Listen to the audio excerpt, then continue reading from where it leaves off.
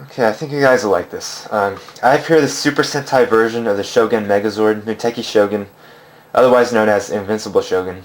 In Kakuranger, these came in before Kakuranger Shogun, which was the Ninja Megazord. But in Power Rangers, it was opposite. Ninja Megazord came in first, and then these came second. Their Japanese names: Yellow Kumard, Blue Logan, Red Saruder, White Kark, and Black Gomer. And of course, their American names: Yellow Shogun Zord, Blue Shogun Zord, etc., etc. They each have their own little weapons. For this one, for the blue, it's supposed to have like a staff kind of spear type thing, which I don't have. And then there's supposed to be another one of these. And I always only have one of everything. It's really weird. I'm just going to take these out real quick. Each of the weapons could combine with each other. And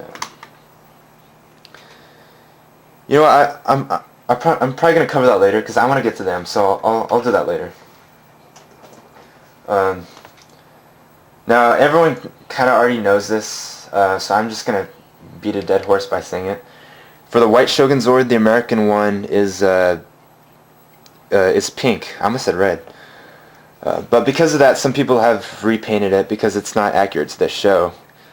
And I've seen some custom-made ones on eBay. And I really don't go to Ranger Board that often at all, but I've seen some on there as well. So because of that, I think it's really increased the value of Muteki Shogun. I mean, I know all the Sentai ones are expensive, but to this day I still don't understand why they repainted this one. I don't know if some idiot thought it was blank and needed some color or something. I don't know. Whatever. But for kind of another color difference, for this one, this is actually a lighter shade of yellow, and this one is a wait, I said that wrong. I'm sorry. This one's a darker shade of yellow. This is a lighter shade of blue, and God only knows why they changed that. But if you'll notice right here on the legs, they have their chrome parts all along here.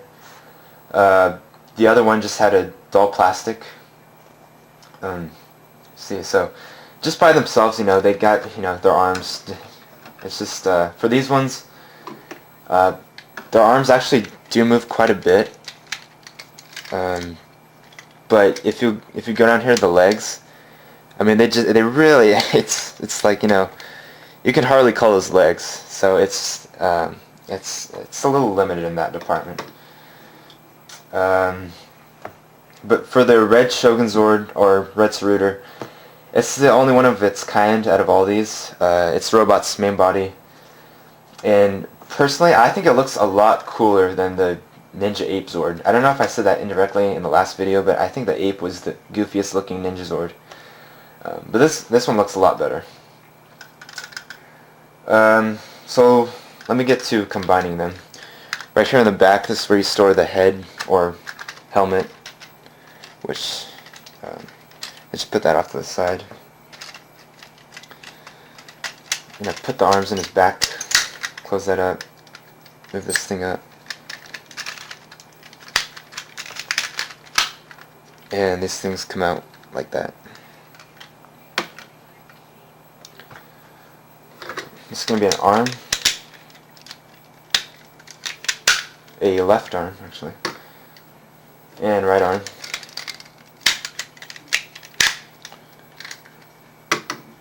And then for these, very easy.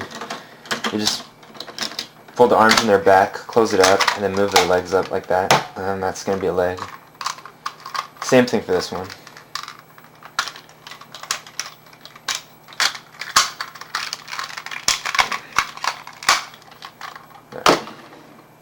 And just take this, attach these, and then for these ones, you just move the feet up, and then hands come out. Just, attach that onto the shoulders, and then you're gonna take your helmet here, pull down the head or the face, and kind of looks Native American, like the war paint, I guess. very intimidating. Got a blue face too. So once you have that on there, you're done. Another thing, this one has the kanji on the chest. It says shinobi, which means ninja. What do you know? And then of course you got the gold chrome sword, not sore. I don't know. Kids must have been poking their eyes out. Some safety issue, I bet, as to why they switched this to the rubber one. Either that, or I guess it is because this one is actually more breakable. So that could be a reason too. Yeah, us Americans play too rough. But right here on the shoulders, you see the little fishies. This is a Sachihoko, which is a Japanese sea monster that has the head of a tiger and the body of a fish. And in Japanese folklore, I researched this by the way, the animal could cause it to rain, which would protect the people from fire, which I guess explains why some of the tops of Japanese buildings were decorated with these. So with that, you'll notice that the hilt of the sword is a fish, or a Sachihoko. So when you compare it to the shoulders, you can see that it's exactly the same. That's where they get that, the Sachihoko. I think I'm pronouncing that right, Sachihoko. A while back, I did come across a scan for these stickers. So if I can find it again, I'll go ahead and post the link to that in the info section. I'm not too sure on how good their quality was, but I don't know. I'll see if I can find it. Another thing I wanted to say about the sword, which was also a little interesting, if I'm remembering right, it looked as if this sword was used in the first Power Rangers movie. Because, you know, the Ninja Megazord had a hand that could hold a sword. So, and that sword, it had a lot of resemblance to this one. So, I just thought that was a little weird. I don't know what that means. I just wanted to mention it. So as I was saying earlier, with those, with the weapons here, each of them could combine, and first you can take the shield here, and just take the bow. You can see they got two little pegs right here, and two holes right there, and you just kind of clip that in, like that. Take this spear thing, and this is just going to pop in right in there like that. If I had the other one, it would go in there. And then all you do, just extend his arm, and it's just gonna kind of fit in there like that. Makes kind of like a little shield dealy. And then if I had the other weapon, it would the claw would connect onto it, and it would be kind of like a kind of like another kind of fork weapon there. Yeah, I don't really know if they actually. I'm pretty sure they didn't use this at all in Power Rangers.